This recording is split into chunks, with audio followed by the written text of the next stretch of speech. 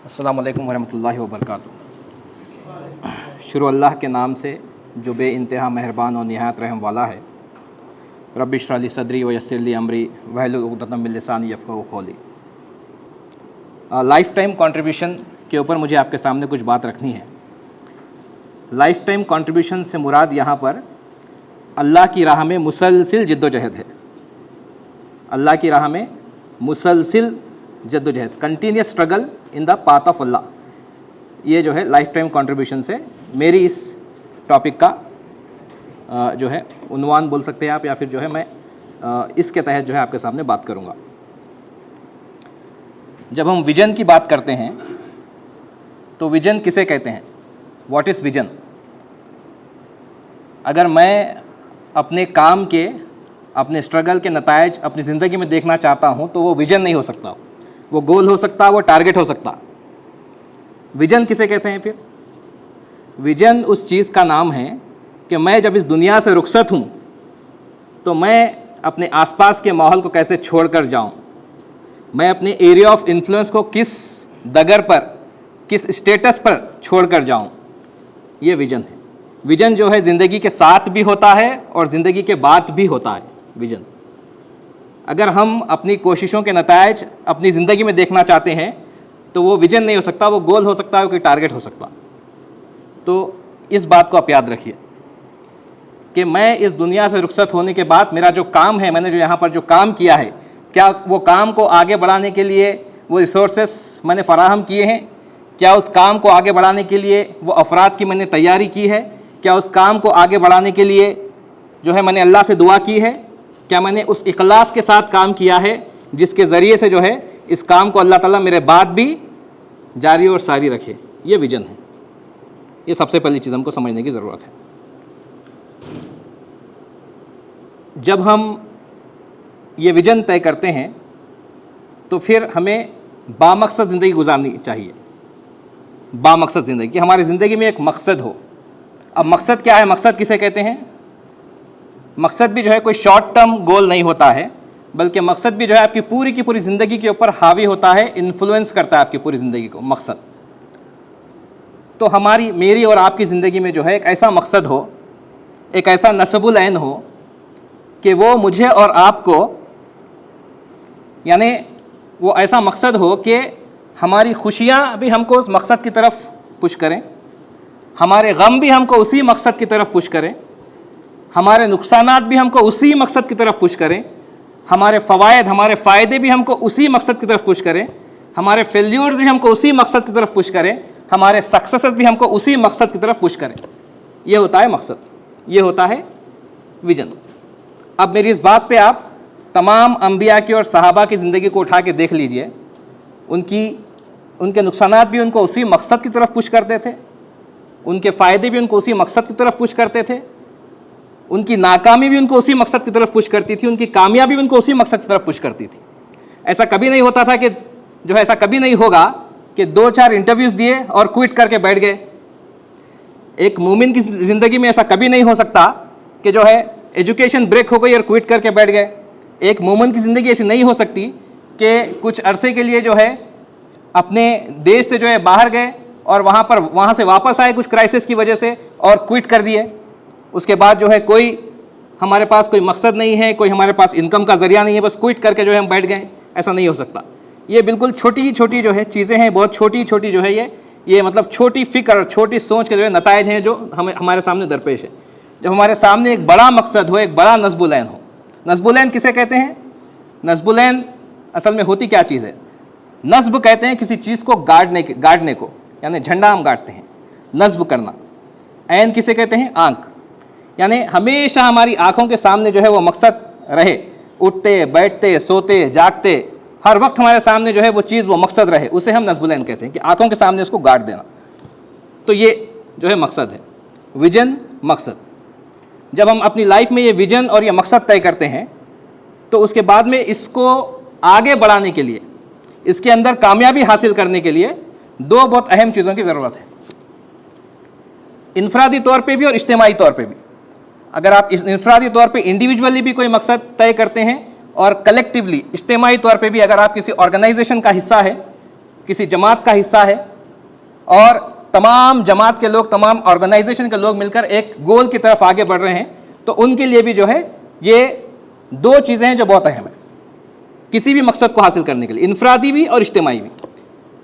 एक है अज़्म और दूसरा है नज़्म। एक है अज़्म और दूसरा है नज़्म। अज़्म क्या है?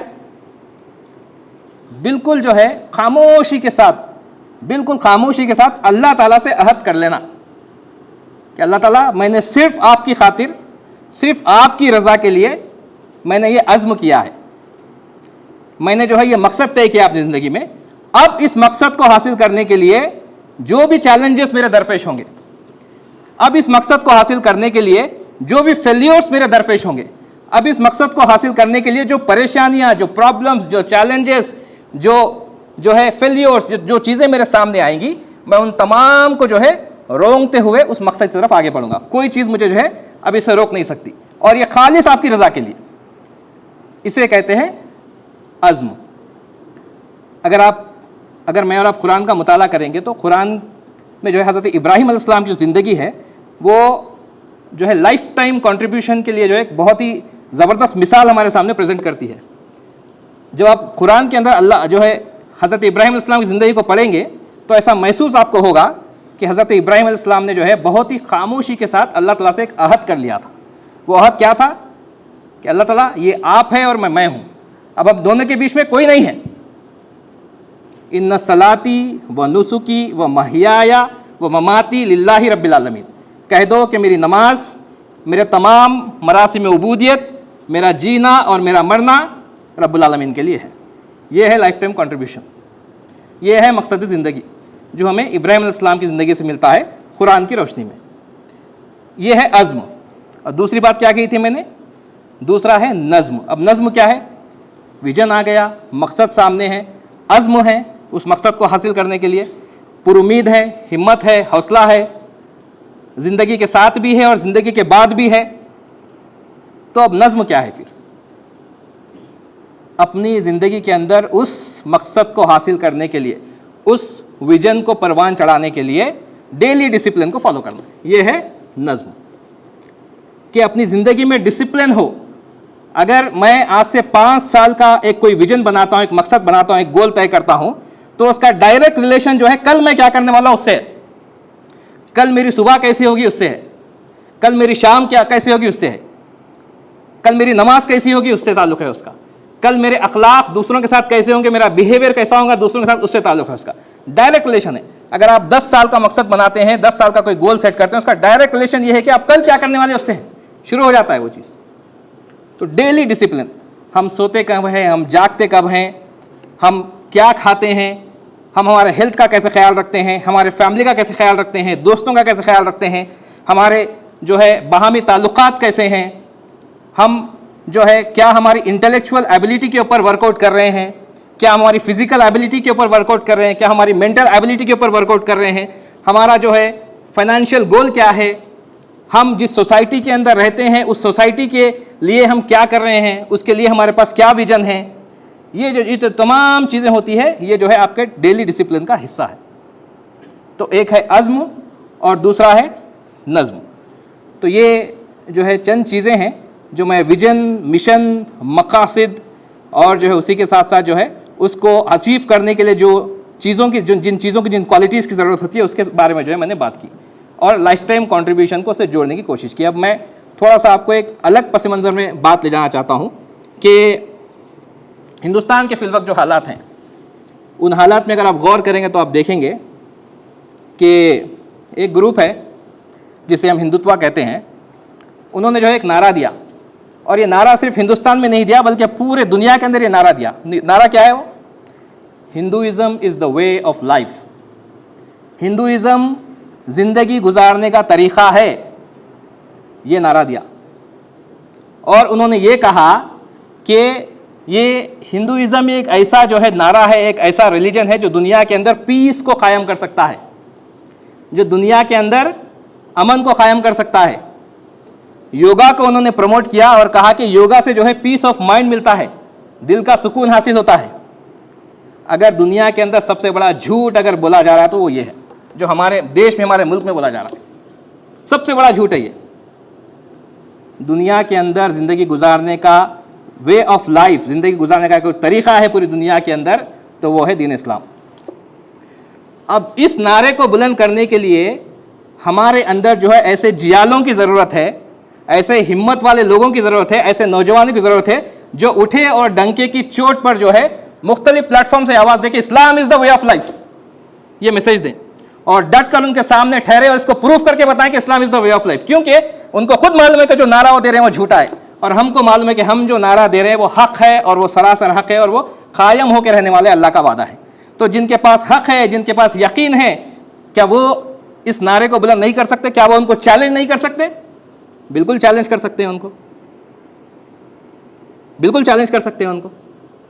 तो ये एक बहुत अहम चीज़ है जो हमारे मुल्क के अंदर जो है हो रही है, और हम को चाहिए कि जो है हम देखें कि हम किस तरह से जो है इन चैलेंजेस को, क्या कहते हैं उसको, कि take the bull at his horns, कि हम बिल्कुल जो है हिम्मत के साथ, पामर्दी के साथ जो है उनके सामने ठहर कर उनके सामने जो है इस बात का ऐलान करें। ये एक चीज़ है। अब हमको ऐसे डायमंड्स कहाँ से मिलेंगे, ऐसे जियाले कहाँ से मिलेंगे, ऐसे नौजवान कहाँ से मिलेंगे? एक तरफ अगर आप उम्मत मुस्लिमा को देखते हैं, मैं हिंदुस्तान के पस मंज़र में बात कर रहा हूँ, तो उम्मत मुस्लिमा में अगर आप देखते हैं तो यहाँ पर आपको मुख्तलिफ़ किस्म के क्राइसिस नज़र आते हैं। एक क्राइसिस आपको नज़र आता है कि उम्मत के अंदर जो है बहुत बड़ा इकनॉमिक क्राइसिस है, फाइनेंशियल क्राइसिस है उम्मत के अंदर। एक चीज़ आपको नज़र आती है कि गरीबी है और जो है मोहताजी है और बहुत सारी जो है चीज़ें हैं। और एक आपको क्राइसिस नज़र आता है, वो क्या है? इल्म ना होने की वजह से, एजुकेशन सही ना होने की वजह से मोरल क्राइसिस है। मोरल क्राइसिस भी आपको नज़र आता है हमारी सोसाइटीज़ के अंदर, राइट। ओवरऑल हिंदुस्तान के अंदर भी दूसरे तबकों में भी एक क्राइसिस नज़र आता है, लेकिन मैं उम्मत मुस्लिमा के पस मंज़र में बात कर रहा हूँ। तो एक हो गया इकोनॉमिक क्राइसिस है, फाइनेंशियल क्राइसिस। दूसरा हो गया मोरल क्राइसिस है, मोरल डिग्रेडेशन है, अखलाकी जो हमारा जो अखलाकी जो लेवल होना चाहिए उससे जो है हम कमतर नज़र आते हैं। और एक क्राइसिस है, वो क्या है? There is one more crisis, वो है ट्रस्ट क्राइसिस है। जो बात आई कि हम एक दूसरे के ऊपर ट्रस्ट नहीं करते, उसके बहुत सारी वजूहात हैं कि क्यों ट्रस्ट नहीं करते, ठीक है। तो इन तमाम क्राइसिस के बीच में जिस सोसाइटी के अंदर हम सांस ले रहे हैं, हमारे बच्चे, हमारे नौजवान इस इकोसिस्टम के अंदर बड़े हो रहे हैं, ये तमाम क्राइसिस के अंदर बड़े हो रहे हैं। अब इस सोसाइटी के अंदर से जो जिस तरह से जो है कोयले की खान के अंदर से आपको डायमंड को, हीरे को ढूंढ के निकालना है, आपको ऐसे जियालों को, ऐसे नौजवानों को ढूंढ के निकालना होगा। मुझे और आपको इस बात की तैयारी करनी होगी कि हम जो है इस इकोसिस्टम के अंदर से जो है निकलें और जो है बहुत ही क़ुव्वत के साथ और बहुत ही हिम्मत के साथ और बहुत ही यकीन के साथ दुनिया के सामने ठहर कर कहे कि Islam is the way of life.